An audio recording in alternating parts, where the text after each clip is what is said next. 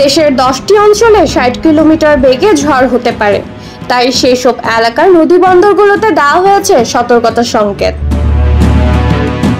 রোববার 18 মে এমন পূর্বাভাস দিয়েছে আবহাওয়া অধিদপ্তর।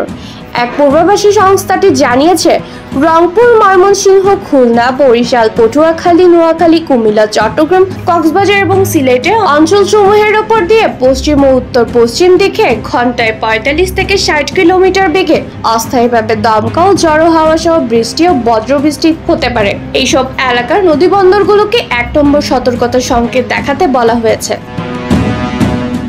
অন্য এক পূর্বাভাসে আবহাওয়াবিদ ডক্টর মোহাম্মদ ওমর ফারুক জানিয়েছে, রংপুর, ময়মনসিংহ ও সিলেট বিভাগের অনেক জায়গায় এবং রাজশাহী, ঢাকা, খুলনা, বরিশাল ও চট্টগ্রাম বিভাগের কিছু জায়গায় অস্থায়ীভাবে দমকা হাওয়া সহ বিদ্যুৎ চমকানো, বৃষ্টি, বজ্রসহ বৃষ্টি হতে পারে। সেই সঙ্গে রংপুর, ময়মনসিংহ ও সিলেট বিভাগের কোথাও কোথাও মাঝারি ধরনের ভারী বর্ষণও দেখা দিতে পারে। সারা দেশে দিন এবং রাতের তাপমাত্রা সামান্য হ্রাস পেতে পারে।